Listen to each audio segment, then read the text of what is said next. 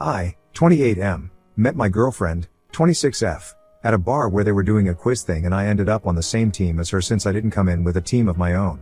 I was impressed by how much she knew and that was what really drew me to her. I've always been a trivia kind of guy, so anyone who is also into that is instantly interesting to me. We started talking and we eventually started dating.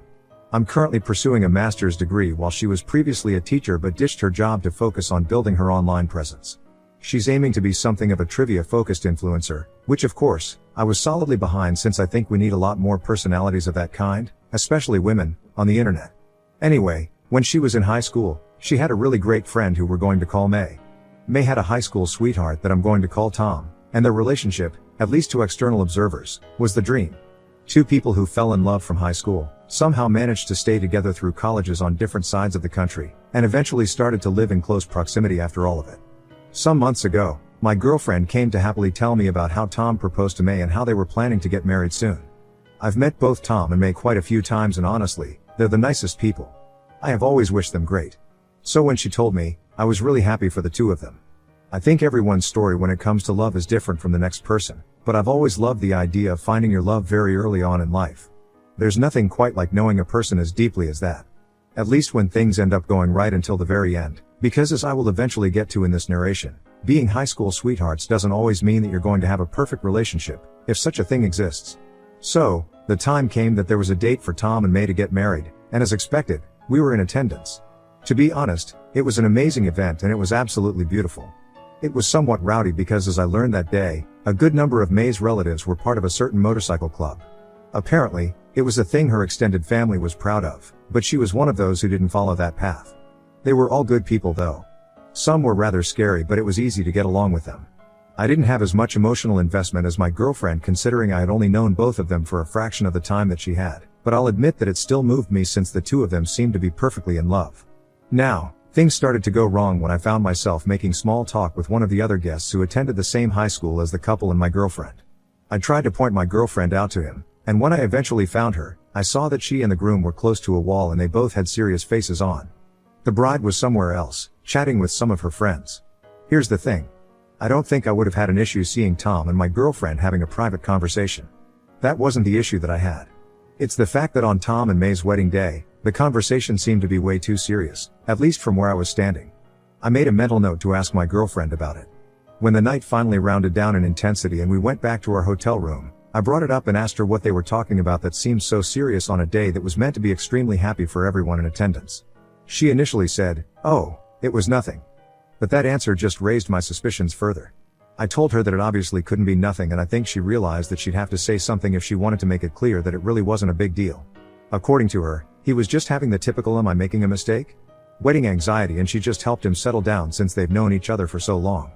It was a somewhat convincing answer and even though I had a lot of questions like why it wasn't one of the groomsmen giving the kind of pep talk and why it seemed like they were having more of a back and forth than a motivational speech, I just left it. However, when I noticed that she was constantly in conversation with someone on a messaging app on her phone, I started to get curious about what was going on. Every time that she picked up her phone, her face would get a bit serious and that was when I think I fully embraced my suspicion. Cheating wasn't on my mind though. I simply felt like there was something she didn't want to tell me, for whatever reason. Perhaps Tom told her something very personal and she swore not to tell anyone, but I needed to know that for sure and I made the decision to go through her phone. Honestly, it's not the first time that I'm looking through her phone. I've done it on 2 other occasions when I had really strong suspicions that she was hiding something from me, and both of those times, I didn't find anything of note. As much as you might say a lack of trust is what leads someone to check their partner's phone, I feel like what she doesn't know won't hurt her, and it also lets me see whether the truth tallies with what she tells me. On those other instances, I found out that she wasn't hiding anything, which certainly made me trust her more. This time around, things were different. I eventually grabbed her smartphone when she went to sleep and that's when I went straight to her messages with Tom.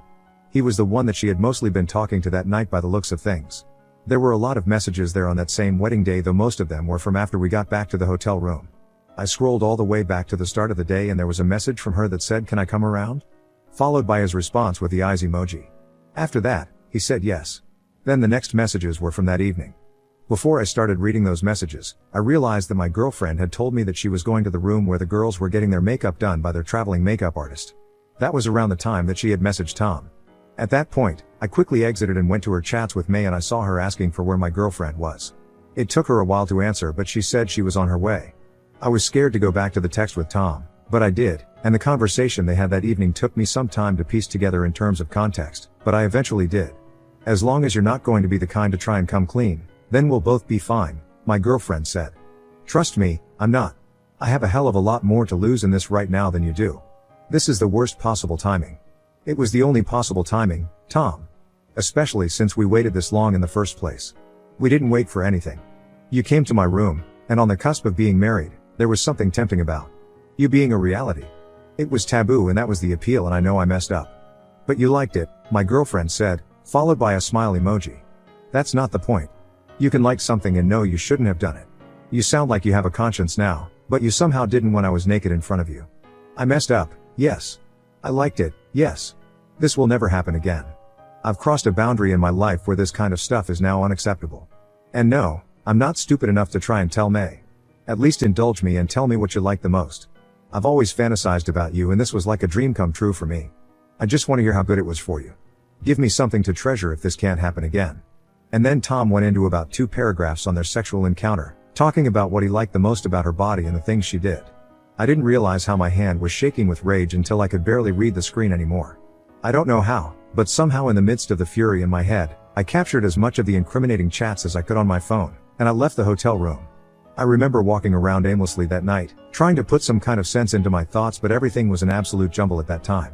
It was the level of emotional pain that actually hurts physically. I just wanted to curl up into a ball.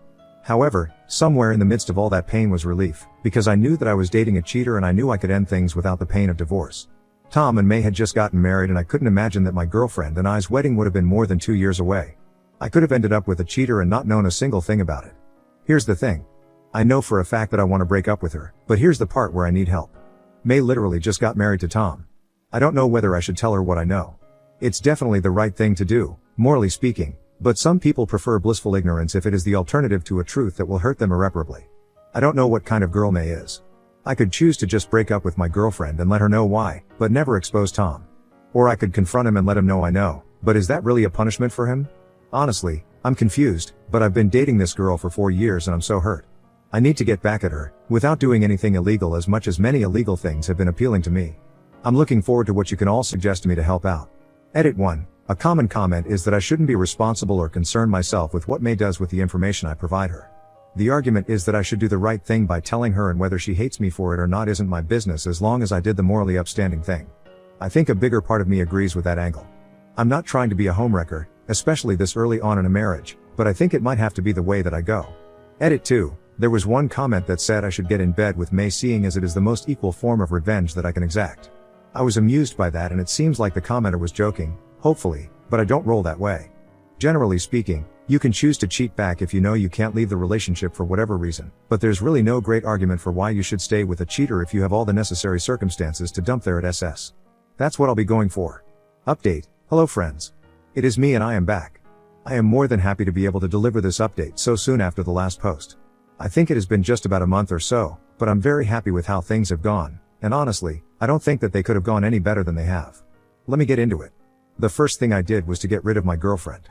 Now ex, thank the heavens. When we traveled back home from the trip for the wedding, I told her that I wanted to talk to her. I made sure that we were both sitting down, and the first thing out of my mouth was, "I know that you slept with Tom." She went white and her eyes bulged. She started stuttering like she was trying to come up with something to defend herself with, but it was obvious that wasn't going to work for her. There was nothing that she could say, to be honest. She didn't know how I found out, but there was no point even attempting to deny it if I somehow knew. I told her that I was going to spend an hour in the living room, and that hour was all that I was going to give her to pack her things and arrange for someone to come and get her. After that, I was going to kick her out and call the police to do it if necessary, and anything that she left behind would get donated to Goodwill or thrown in the trash. I told her that her time started right then, but she sat on the couch, still looking at me, tears streaming down her eyes but with no sound. She managed to croak out a "Babe, I'm sorry." I didn't. Before she started to shake with sobs. I just shook my head and chuckled. 5 minutes later, she was still sitting in front of me. I reminded her that her time was ticking, and that was when she finally got up to leave. When the hour had passed, I let her know, and she came out dragging 2 suitcases behind her. Her friend, who she had called during that time, dragged out a third one. I assumed she had everything that was important to her, because honestly, I wasn't joking when I said I'd donate or trash the rest of the stuff. I did not want any of it in my house. I didn't need to be reminded of her in any form. And I eventually did get rid of all of it because I forbid her from coming back after she stepped out the door. That was the last time that I saw her in person. There was a time when she came back and started knocking at my door begging to talk, but I never opened it and she didn't come after that. I had broken up with her and I was more than happy. But that was only part of what I planned to do. The next thing that I did was call up May. If she lived closer, I would have wanted to go and talk to her in person so she'd know how serious things were, but I wasn't going to commit to that extent. When she picked up the call, I made sure that Tom wasn't in the same place as her, and I did my best to prepare her that I had something extremely heavy to tell her. When she said, "Out with it already," I just let her hear it. I told her that my ex-girlfriend and her husband had slept with each other on the day of the wedding. I told her everything that I knew, such as I think that was the only time, but the only thing that I didn't mention were the graphic details that I had the misfortune to read. The other end of the line was silent for a very long time. I had to tell her that I was so unsure whether I made the right decision by telling her or whether she would have preferred to not know. She only apologized and said that she was very glad that I told her. That's what she would always want. She seemed shocked that my ex-girlfriend, her friend of very many years, would hurt her like that. I felt for her, because as bad as it was for me, it was definitely worse for her. This was her high school love and he had literally just become her husband. Anyway, she said she'd handle the situation and thanked me. About a week later, I knew that May had pulled the trigger since my ex-girlfriend called me, and for some reason, I bothered to pick it up to hear what she had to say. She was angry at me for ruining their marriage. Apparently, she seemed to be in an altruistic mood as she claimed that it was fine that I broke up with her but I didn't need to ruin a new marriage. She said I didn't even know the two of them like that so I had no reason to interfere. May had chosen to end things right away. I just laughed and hung up on her. It was extremely amusing to me that she was trying to be morally upstanding in any capacity. The next thing I did was to expose her on social media. Instead of doing it myself, I hired someone for cheap to help me do the grunt work in her comments. I gave him the entire story including the conversations and he went to work on all of her social media pages. Apparently, she couldn't post a new video without the guy coming in with his accounts. When one was blocked, he'd switch to another. It started a lot of discourse among her fans until it got to the point where she simply had to disable comments on all her posts. About 2 weeks after this started, she simply stopped posting. It's been about 2 weeks now and she hasn't posted, which is strange because she would normally post close to 5 times a week. Something about that makes me happy. I know she might be trying to wait it out, but I'll be back for when she decides to try and bounce back. The internet never forgets. Now, here's the funniest part of the entire thing. When May told all of her relatives that the marriage was over, they were obviously extremely curious about why things ended and she made it more than clear. Well, May is apparently quite a sweetheart and a lot of aunts, uncles, and cousins adore her. Those biker relatives of hers? They went to cause quite a ruckus at Tom's house. According to May, they roughed him up quite a bit. However, the very best part for me is that they went to my ex-girlfriend's house too. I don't know how they got her address but they did somehow. They didn't hurt her, but they certainly scared the crap out of her and last I heard, she had left her sister's place and moved out of the state. I don't know whether that's temporary but it is extremely funny that her cheating somehow made her run like a fugitive. So, I broke up with her, made sure the cheating groom was caught by his wife, did my part in dismantling my ex's online career, kicked her out and tossed some of her stuff, got the AP beaten up just enough, and had my ex frightened to the point that she ran out of state. To me, that's as great as revenge can go and I honestly feel a whole lot better. Being cheated on isn't fun, but it seems revenge is the right medicine for it, especially if you do it properly. Make sure it hurts, brothers and sisters, and you'll feel better for it. Thank you to everyone for all the help and assistance along the way, and I'll be sure to return the favor to other posters who need help. Now on to the next story. Story 2. Fiancé admitted that he has a crush on his coworker after I confronted him about feeling neglected. I forgave him, but now I'm repulsed by his touch. So I ended our 4-year relationship. I, 35F, and fiancé, 43M. My fiancé is self-employed, but often works with people from other companies. He is currently finishing a job that lasted 5 months. On this job he met a woman who worked with him on the project. I met her briefly, but I didn't think much of her. Anyway, about a month and a half ago I decided to talk to him because I was feeling neglected lately. He broke down before I could even finish, apologized and admitted he had a crush on her. He said they had a lot in common, spent a lot of time together and that she admired him, which flattered him. Due to his work, we didn't spend much time together and he felt lonely, so he started enjoying spending time with her. Nothing else happened, but he felt guilty and ashamed because of it. He told me he would work from home until the end of the project, which he had been doing, and would work on repairing our relationship. She texted him a few times asking if he planned to come back to the office, but he simply replied no. After, she tried initiating a conversation via text, but he didn't respond. Then, She texted that she missed working and talking with him in the office and asked if she had done something wrong. He replied that she didn't do anything wrong, however that he would prefer it if they'd keep their conversation strictly professional from now on. He willingly linked his phone to our iPad so I could see all of her texts. He begged me to let him fix this mess. I told him I needed some time to think about things, which scared him. I spoke to a couple of friends who convinced me to forgive him because he came clean and because having a crush is normal. We've been together for 4 years and I've never had a crush on anyone else, no matter how attractive they were. I've been with my previous boyfriend for 10 years and I didn't have a crush during that time either. Nevertheless, I decided to give him another chance, because apparently it's not normal for me not to have a crush. He was very grateful for a second chance. He is romantic, attentive, kind, loving, honest. He has read a number of books on relationships and infidelity and is trying to understand what happened and why. The thing is, I know all the right things to say and do, I seem to be receptive to his advances, but none of it is real. I'm disgusted by his touches and kisses, my mind thinking up sardonic, sarcastic responses to everything he says and does. I don't say any of those mean things out loud, BTW. He repels me. And now I'm starting to feel attracted to other men, which in my case only happens when I mentally withdraw from the relationship. Is there a way to overcome this? Have you had any experience with this?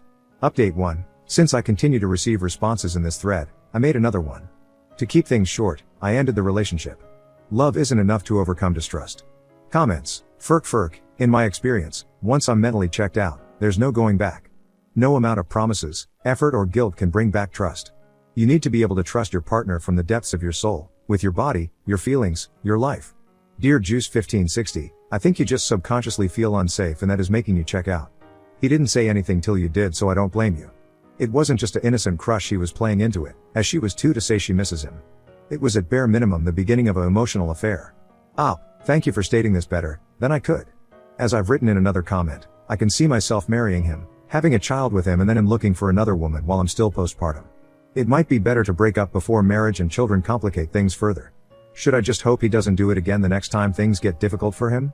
If I hadn't confronted him, how far would he have gone?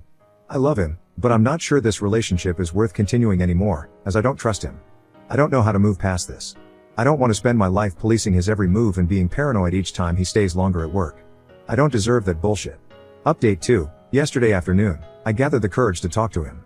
I asked him not to interrupt me until I finished. I told him everything that's been on my mind since I found out about my distrust, disgust, and loss of respect for him. I remained calm and didn't hurl any insults. I told him that what he did was emotional cheating and that I'm not convinced that that's where it stopped, that I appreciated the fact that he decided to read all of those self-improvement and relationship books, that I hope he'll learn from this experience and will improve as a person, but that it's not going to save our relationship. I'm done. He begged for another chance, asked to attend couples therapy, he promised to attend individual therapy as well. He told me he loved me and that he knew he messed up and didn't deserve me, but that he would be willing to spend the rest of his life making it up to me. I told him his words weren't enough and would never be enough again. I started packing my stuff. He followed me around the apartment, crying and making promises. Before I left, he asked me if I'd be willing to reconsider us sometime in the future, if he proved himself. I told him that I don't see that happening. I told him that I wished him all the best, but that it's not going to be with me.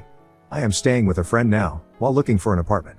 He sent me flowers to the office with an I love you card. I'd throw them away, but I don't want to draw attention at work. So far, I've received 3 emails from him, pouring his heart out, or whatever else, to myself. I haven't responded to them and don't plan to. I haven't blocked him, either. He crushed my self-confidence and made me doubt myself. He might as well feed my ego now. I am so angry, hurt, and depressed right now. I feel like I could burn down the whole world with my anger. I don't know how I'll ever trust someone again. My grandfather cheated on my grandmother. My father cheated on my mother. My uncles cheated on their wives. All of them had children outside of their marriages. My ex knew this and worked really hard to earn my trust, only to completely shatter it. I don't think I could survive going through something like this again. How to cope? How to get better?